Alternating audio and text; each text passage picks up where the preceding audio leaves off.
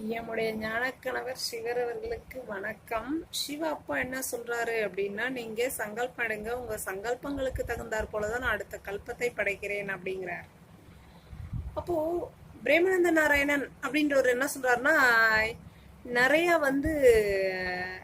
நியூஸ்லாம் பாருங்க அப்படின்னு சொல்றாரு. ஆனா சிவப்பா நியூஸ் இது போல உலக விஷயத்த பத்தி நீங்க சிந்திக்க வேண்டாம்.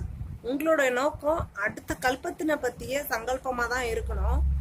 இப்ப என்ன நடக்குதோ அதை சாட்டு சிவாப்பா கிட்ட சாட்டு வைக்கணும்னா சொல்லணும். சொன்னா சிவாப்பா அவங்களுக்கு என்ன ரேங்க் போடணுமோ அதை போட்டுருவார். ஆக மொத்தம் எல்லா யுகங்களுக்கும் இப்பதான் ரேங்க் போட்டு வம்சத்தை பிரிக்கிறேன்னு சொல்றாரு. வம்சம் அப்படின்னா உங்க குணம் போலவே உங்களுக்கு ஒரு பிள்ளை கிடைக்கும், அதுதான் வம்சம். யார் யாரெல்லாம் உங்க குணத்துக்கு ஏத்த மாதிரி இருக்காங்களோ அவங்க எல்லாம் உங்க வம்சம். 40 வயதுக்கு மேல உள்ளவங்க மட்டும், 40 வயதுக்கு மேல உள்ளவங்க மட்டும். இது முதல்ல புரியணும்.